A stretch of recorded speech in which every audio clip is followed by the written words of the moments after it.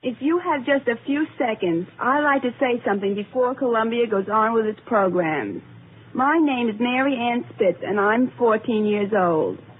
My mother has a defense job, so I do the marketing for our family. Every morning, Mother says to me, Mary Ann, be sure you buy the most for the least money.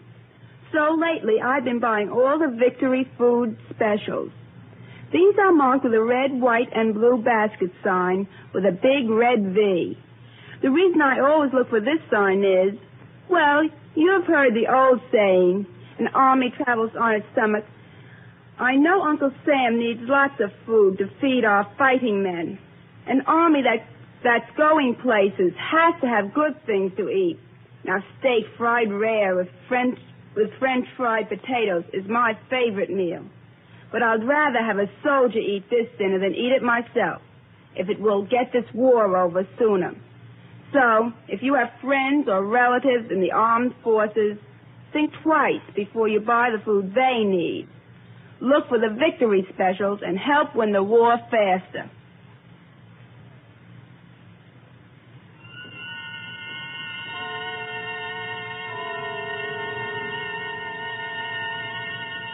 The Columbia Network takes pleasure in bringing you Suspense.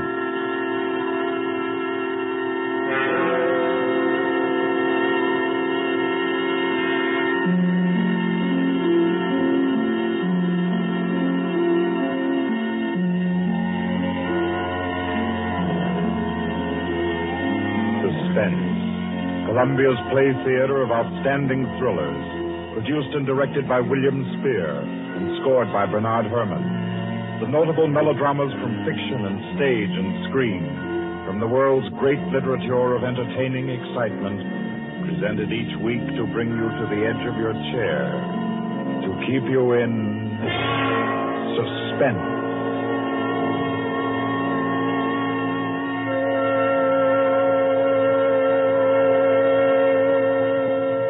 Tonight's adventure in suspense is from the pen of Dorothy Sayers. She called it The Cave of Ali Baba.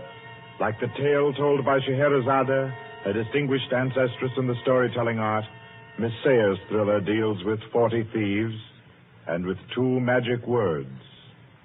For your uneasy listening, then, Suspense presents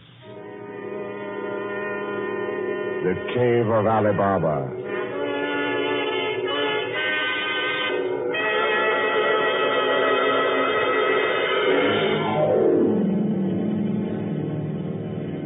On a Saturday afternoon in January, in the grim and narrow house in Lambeth, a man sat eating kippers and reading the daily paper. He was smallish and spare, with brown hair rather too regularly waved and a strong, brown, pointed beard. His double-breasted navy blue suit, his socks, tie, and handkerchief were all scrupulously matched, and his brown boots just a trifle too highly polished. He did not look a gentleman, not even a gentleman's gentleman. Yet there was something about his appearance which suggested that he was accustomed to the manner of life in good families. Superior butler, perhaps, yet not old enough to be retired. A footman who had come into a legacy, yes. He had just finished eating, and he was sipping his coffee when a slight noise at the front door caught his ear.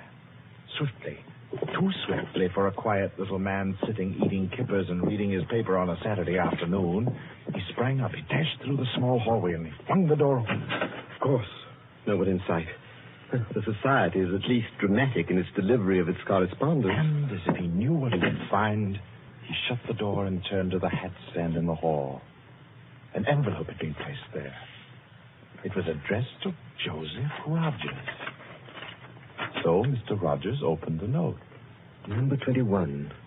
An extraordinary general meeting will be held tonight at the house of number 1 at 11:30. You will be absent at your peril. The word is finality. Finality. Yes, I think so. The man called Joseph Rogers stood for a moment, studying the note. Then he strode to the rear of the house, to a tall safe built in the wall. Carefully, he manipulated a dial. He swung the safe door open. He stepped inside. into a small strong room. He opened a drawer marked correspondence, placed the note inside, and then came out again. A moment to reset the lock for a new combination, and then he went back into the living room. He reached for the telephone. He lifted it from the cradle and then reconsidered. Too dangerous. He hurried upstairs and clambered into an attic. In the furthest corner, he searched for and found a knothole in the woodwork. He pressed it. A concealed trapdoor swung open, and he was in the loft of the adjoining house. He paused before 3 cages, in each of them a carrier pigeon. Carefully, he wrote a note, slipped it under a pigeon's wing. There you are, my pretty. There, take it easy now. There you go. Lie straight. 4:30. I'll send another pigeon at 5 and the third at 6.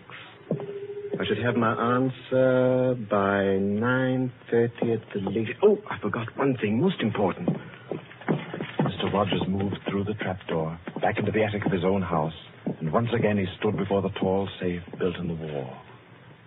He opened the door, stepped into the strong room, moved for a moment quietly in the dark, and then spoke gently.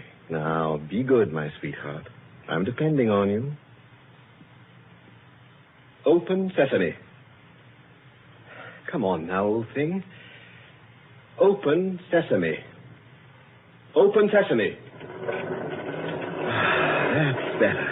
That's very much better.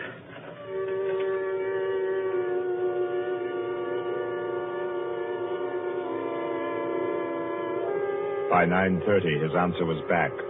All the little piece of paper said was a hasty okay. At a quarter before 11, he took his revolver from a locked drawer, inspected it carefully. Yes, loaded it with cartridges from an unbroken packet, and left the house.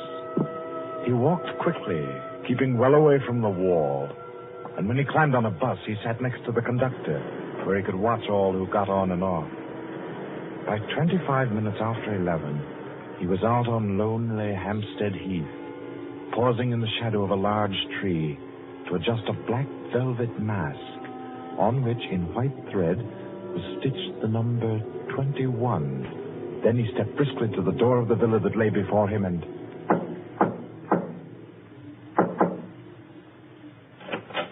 What is it? Finality. Come in. Go right on through. Number 1 will check you in. Right.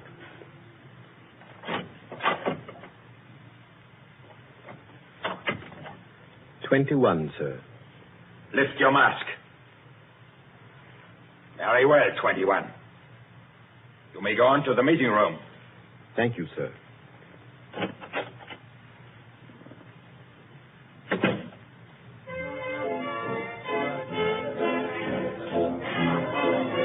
The room of the villa in which Mr. Rogers now stood was a large one, a brilliantly lighted room. There was a gramophone in one corner blaring out a jazz tune. To its rhythm, couples, masked men and women, were dancing. Some were in evening dress, some in tweeds and jumpers. In another corner of the room was the bar. Mr. Rogers went up to it and asked the masked man in charge for a double whiskey. He consumed it slowly, leaning on the bar. The room filled. Presently, someone moved across to the gramophone and stopped it. Mr. Rogers looked around. Number 1, the massive gentleman in evening dress who had checked him in, appeared on the threshold. A tall woman in black stood beside him. Her mask, embroidered with a white number 2, covered her hair and her face completely. Only her fine bearing, her white arms, and her dark eyes, shining through the eye slits, proclaimed her as a woman of power, of physical attraction. The masked dancers were silent now as number 1 spoke. Ladies and gentlemen, we are short 2 members tonight. I need not inform you of the disastrous failure of our plan for obtaining the plans of the Court Windlesham Heliscoper. Our courageous and devoted friends, number 15 and number 38, were betrayed. and taken by the police.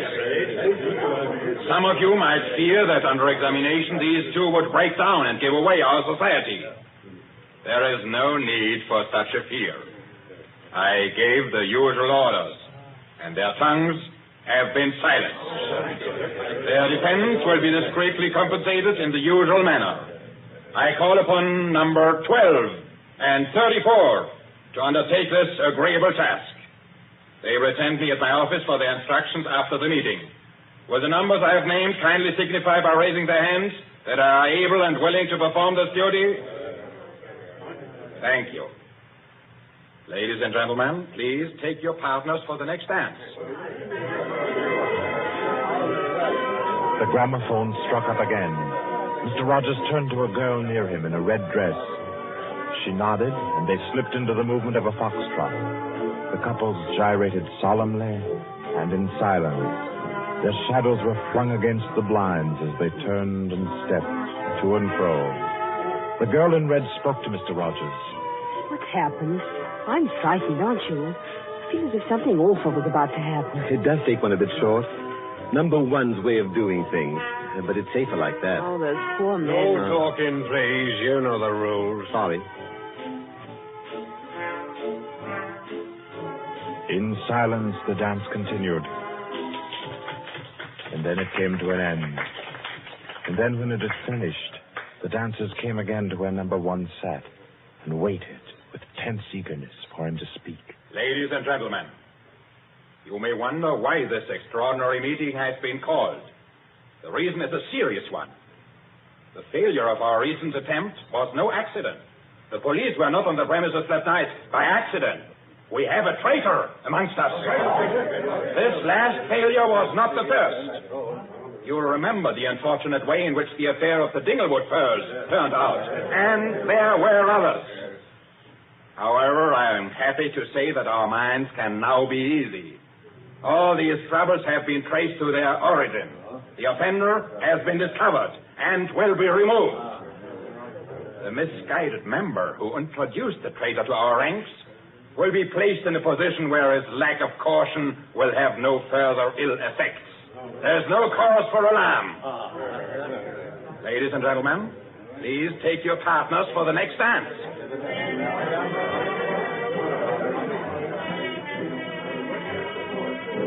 Again, the gramophone took up its bizarre monotony, and the masked dancers glided and turned, and their movements were sharper, more staccato. The girl in red was claimed by a tall mask and evening dress. A hand laid on Mr. Rogers' arm made him start. A small, plump woman in a green jumper slipped a cold hand into his. The dance went on.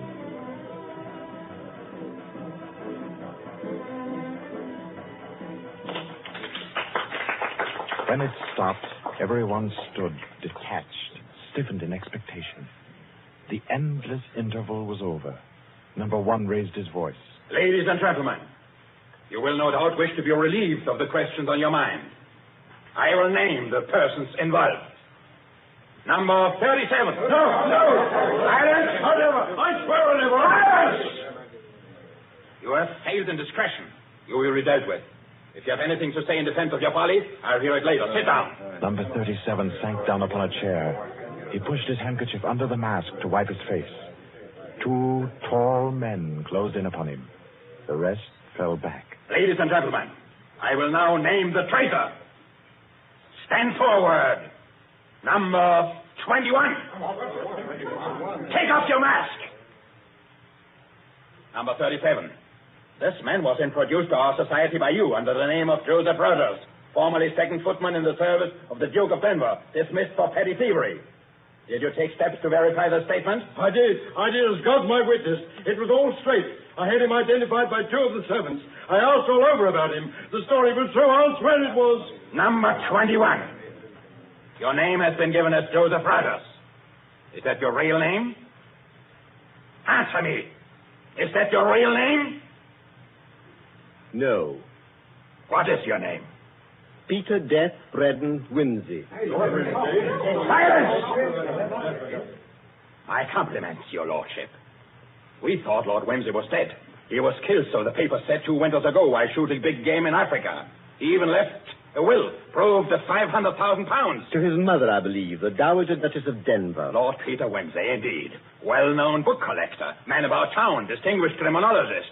Took an active part in the solution of several famous mysteries. Taking an active part, if you don't mind. So you deliberately led us to think you were dead and became Joseph Rogers to gain entrance to our society. What has become of the real Joseph Rogers? He died abroad. I took his place. And the end of your impersonation to uncover our society. Precisely. I see. The robbery of your own fete, upon which we congratulated ourselves, and which you helped to execute, was arranged. Obviously. The robbery of the Duchess, your mother, was arranged by you. It was. It was a very ugly tiara. No real loss to anybody with decent taste. The burglary of the Winthrop mansion, the theft of the necklace at Covent Garden, the others as well. You arranged them all. All. May I smoke, by the way? You may not. Numbers 15, 22, 39. You have watched the prisoner. Has he made any attempt to communicate with anybody? None. His letters and parcels have been opened. His telephone tapped and his movements followed. Even the water pipes in his house have been under observation for Morse code signals. You're certain? Absolutely. Then we may be sure that he has been alone in this adventure. Well, ladies and gentlemen, please take your... Very well. Take the prisoner away. And be sure you explain carefully to him first the manner of his death. I'm sure he'll enjoy it. Wait, at least you can let me die decently. Take him away. Stop, I have something to say, something to sell. We make no bargains with traitors. No, but listen. Do you think I haven't thought of this? I'm not a fool. I've left a letter. To whom? To the police. If I don't return tomorrow, it'll be opened. It's above. The prisoner sent no letter. He's been strictly watched for months. I left the letter before I came to Lambeth. Then it can't contain no information of any value. Oh, but it does. The combination of my safe. Indeed? Has this man's safe been searched? Yes. What did it contain? No information of importance, sir.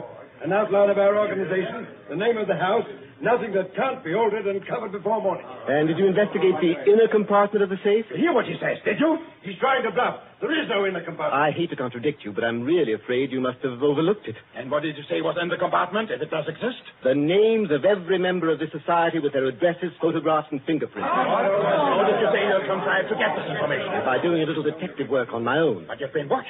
True, the fingerprints of my watches adorn the first page of the collection. That statement can be proved? Certainly. The name of number 40, for example, is... If you mention names here, you will certainly have no hope of mercy. Bring the prisoner to my office.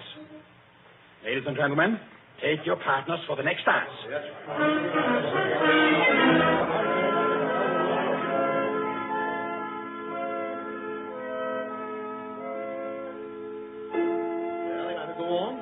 Prove that I know your gang from number 1 through number 25. Do you want me to prove that I know the others as well? My lord, your story fills me with regret that you are not, in fact, a member of our society.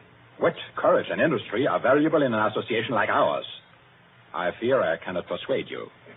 No, I suppose not.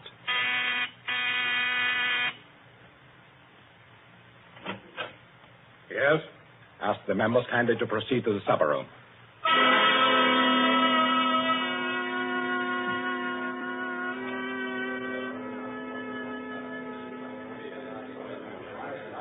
Ladies and gentlemen, I'll not conceal from you the seriousness of the situation. The prisoner has recited to me 25 names and addresses which were thought to be unknown except to their owners and to me. There has been great carelessness. Fingerprints have been obtained. He showed me some photographs of them. He tells me that the book of names and addresses is to be found in the inner compartment of his safe, together with certain letters and papers stolen from the houses of members, and several objects with fingerprints. I believe he tells the truth. He offers the combination of the safe in exchange for a quick theft. I think his offer should be accepted. What is your opinion, ladies and gentlemen? The combination is known already. Fool! This man is Lord Peter Wimsey, a scientist of crime. Do you think he will have forgotten to change the combination? Oh, I say give him the promise. Time's getting short. You agreed? It's a bargain, Wimsey. What is the combination? The word of the combination is unreliability. And the inner door, the inner compartment. In anticipation of the visit of the police, the inner door is open. Good. Number 12 and 36.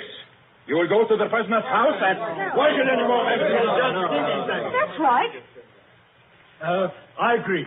Nobody ought to be trusted. Then what, ladies and gentlemen, do you suggest? You go yourself. You're the only one that knows all the names. You go yourself. I second that motion. It's the wish of the meeting, then, that I should go? No. I say no. No, don't go. Number one is our president, the head and soul of our society. If anything should happen to him, where should we be? You've all blundered. We have your carelessness to thank for all this. Do you think we should be safe for 5 minutes if he were not here to repair your follies? Well, there's something in that. If you will pardon my suggesting it, the lady appears to be in a position peculiarly favorable for the reception of the President's confidences. The contents of my modest volume will be no news to her. Why should she not go herself? Because I say she must not. If it is the will of the meeting, I'll go. Give me the key of the house. Here. Is your house watched? No. If I have not returned in 2 hours, act for the best to save yourselves. And do what you like with the prisoner.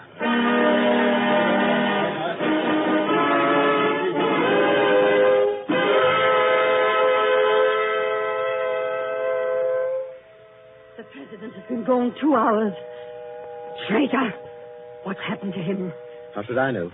Perhaps he's looked after himself and gone while the going was good. Liar! Oh, He'd never do that. What have you done with him? Speak, or I'll make you speak. I can only form a guess, madam. I'm afraid that your president may quite inadvertently have left the door of the inner compartment closed behind him, in which case... Yes. Well, let me explain the mechanism of my safe. The inner compartment has 2 doors. The outermost opens outward with an ordinary key. Oh, do you think that the president is so stupid as to be caught in an obvious trap? Undoubtedly, he will have wedged open that inner door. Undoubtedly, madam. But the sole purpose of that inner door is to appear to be the only one. Hidden behind the hinge of that door is another, a sliding panel, also left open. Inside the compartment is the big, heavy ledger containing all the information about this society. This ledger lies on a steel shelf. Do I make myself clear? Oh, yes, go on. The steel shelf is balanced on a concealed spring. When the weight of the book, the ledger, is lifted, the shelf rises almost imperceptibly, and in rising it makes an electrical contact. Now, let me draw a picture. Your president steps into the inner compartment, sees the book, takes it up anxiously to examine to see if it's the right one. The shelf rises, the electrical contact is made, and the steel panel behind him slides into place. He's trapped. You devil! What is the word that opens the inner door? Quick, the word. Do you remember the story of Ali Baba and the 40 Thieves? Uh-huh. Well, when I had this safe constructed, my mind went back, well, call me sentimental if you will, to my childhood. The words that open the door are open sesame. Oh. How long can a man live in this devil's trap of yours? Oh, I should think he might hold out for a few hours if he didn't use up all the oxygen by hammering and yelling. I imagine if we go there at once, we'll be able to get him out all right. I'll go myself. I think you'd better take me with you. Why? Well, I'm the only person who can open the door. But you've given me the word. Yes, you have the word. But this door of mine, I'm rather proud of it. You know, it's my own invention. It's the latest thing. It will open to the words open sesame, all right. But to my voice only. Your voice.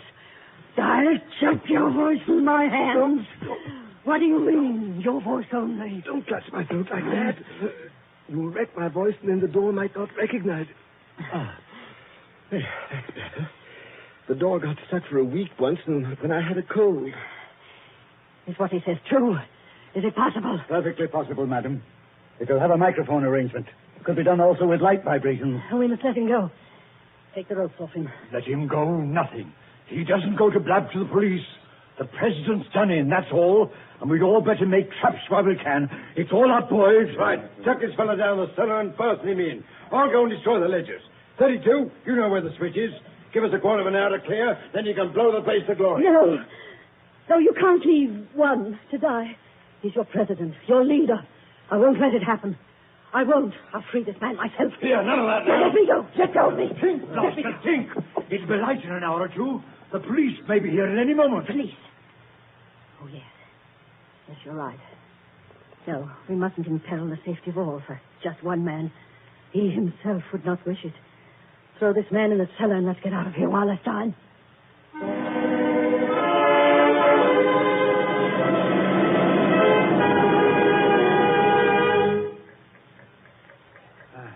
Here. This is good enough. Leave him here. Right. Now, let's go. Hey, you chaps. Yeah? What did I get? I say, it's lonesome down here in this cellar. You might at least leave the light on. Don't worry about the dark.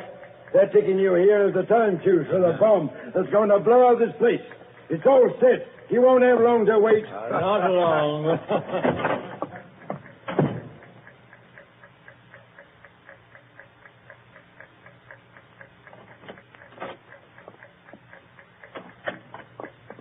Who is it? Who's there? Hold still, so I can cut the ropes. Well, it isn't two. My compliments, madam, on your loyalty to your present. Quick. They've set the time fuse. The house is mine. Follow me as fast as you can. Number 1 must be saved. And only you can do it. Well, how did you manage to? There's no time for questions. Get up and follow me. You will release him. You promise. I promise. But I warn you, madam, that this house is surrounded. When my safe door closed, it gave a signal to Scotland Yard. All the members of the society had taken. Never mind them. Here. Outside. Quick. All right, who's there? That you, Inspector? Get your fellows away, quick. The house is going up in a minute.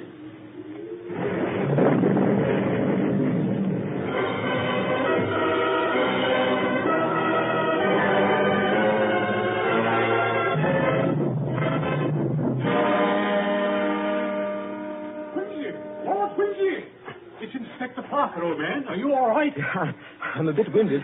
What happened, Inspector? Oh, about half a dozen of them got blown up. The rest we bagged. Hurry, Williams, hurry. Who's this? Oh, one of the gang. She's called number 2. We must save him. We must. Golly, I clean forgot the gentleman in the safe. Parker, where's your car? It's down the lane. Send one of your men down to get him. Right. Johnson, bring that car here. Yes, sir. I've got the number 1 of the whole company. Quietly a stick shading at home. I promised we'd get back and save him. He's the bloke that we've been wanting. The man at the back of the Morrison case and the Hope Wilmington case and hundreds of others.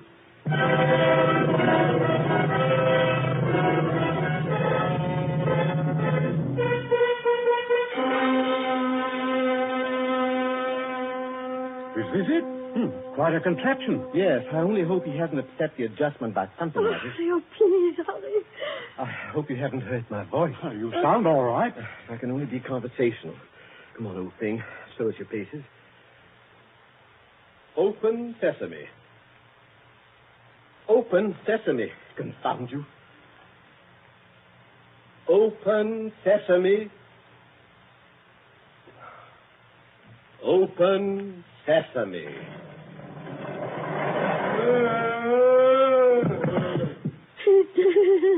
Let me see. No, he's not. He lived to stand his trial.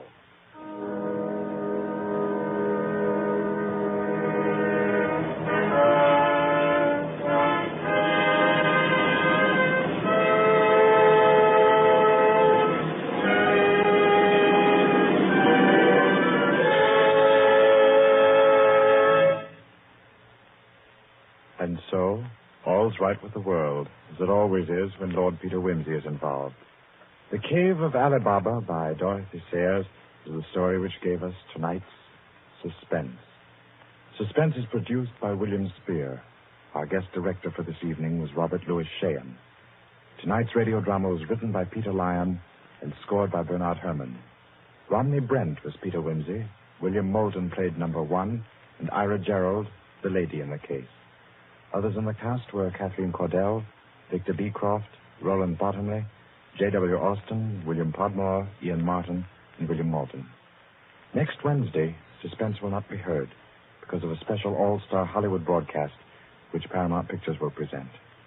2 weeks from tonight, at this time, Columbia will bring you another selected story from the world's great literature of thrills. Another study in suspense.